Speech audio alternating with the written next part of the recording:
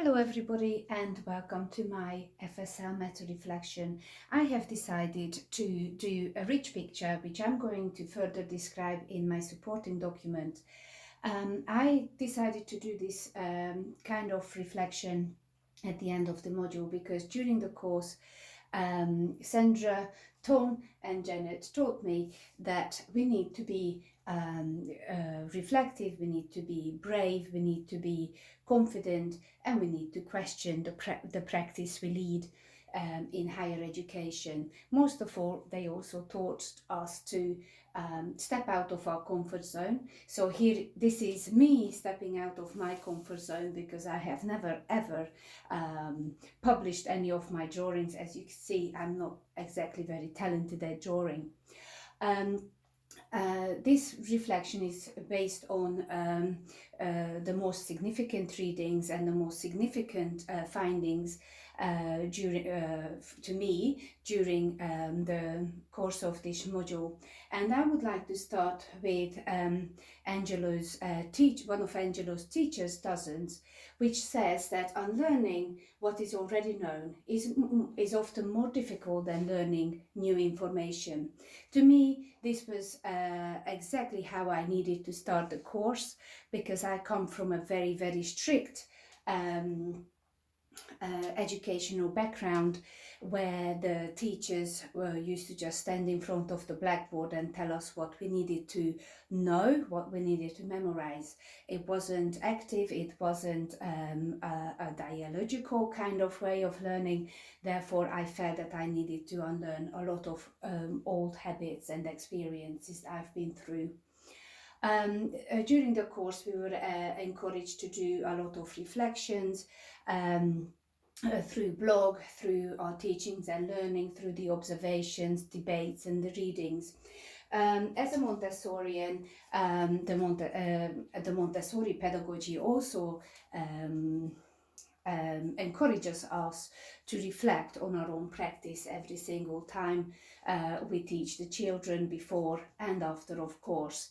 I have printed out some pictures of Maria Montessori, and I'm going to stick a picture of her at the relevant links, because I wanted to link the different pedagogical aspects to the Montessori approach. One of the most important aspects of the Montessori pedagogy is the learning and the teaching environment. This is because we believe that children are absorbing their knowledge through from the environment, and the role of the teacher is to trust the child to absorb the knowledge from the environment that has been set up by the teacher. So it can be very much looked at as a triangle. So for example, in one corner there's the child or the student in higher education. There's the relationship of the teacher or the teacher in the other corner, and it is the prepared environment. And when these work in harmony, in a nice dynamics, and it's a balanced kind of relationship between the three aspects of the triangle, then there's effective learning and development happening. This was very important to me as a Montessorian, so I'm going to put another Montessori picture there. This led me to another reading, one of my favorite pedagogues, Guy Claxton, thinks about teaching and learning as a river. So what we bring as teachers to the learning is on the surface. So this will be the knowledge we bring, the assessment, the different observations we can do.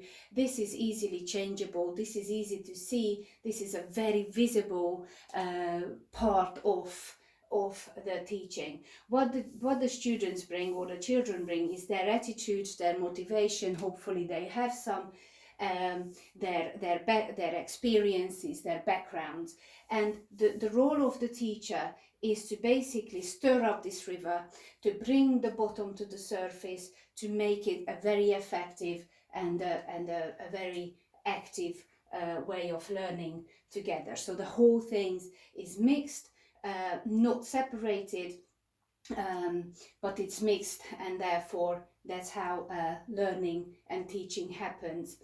This also leads us to sustained shared thinking, which is another important element in our settings, although it's not Montessori settings, but she looks at the role of the teacher also as the facilitator of this inquisitive kind of learning with the children. So there, let's have another picture of her on my poster.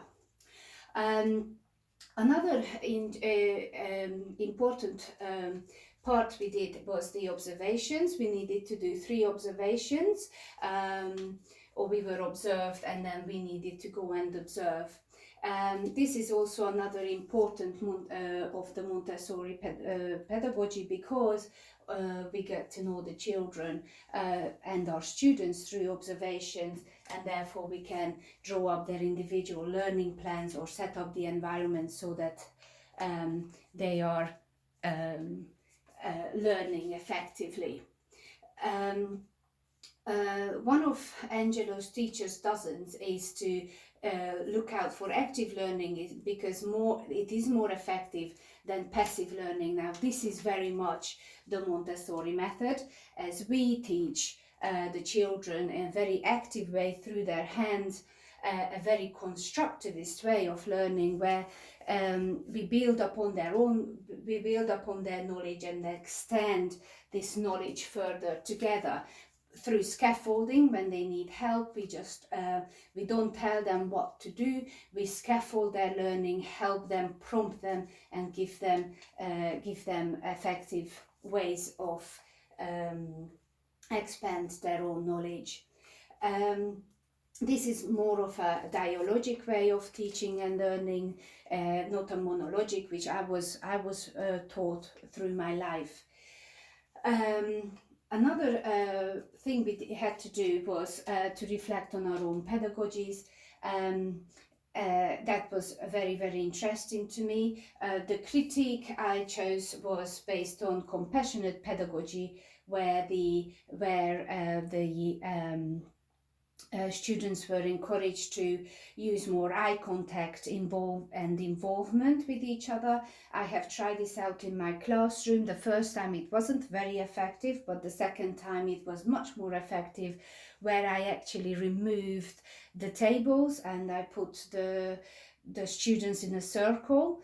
I could see that this ignited a more collaborative way of learning.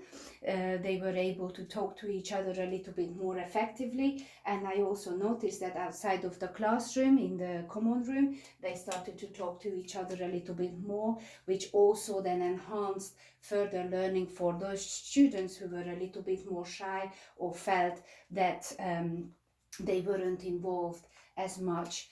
Through the critique, we had to give feedback and receive feedback. I must say that I'd rather receive feedback than give feedback, but I found it very, very important. In the college, we also do observations of each other and give feedback to each other of our learning and of our teaching, and that's really, really important to us. Another important aspect of teaching and learning is relationships. Angelo's 14th says interaction between teachers and learners is one of the most powerful factors in promoting learning. Interactions among learners is another. We don't have to love every single student.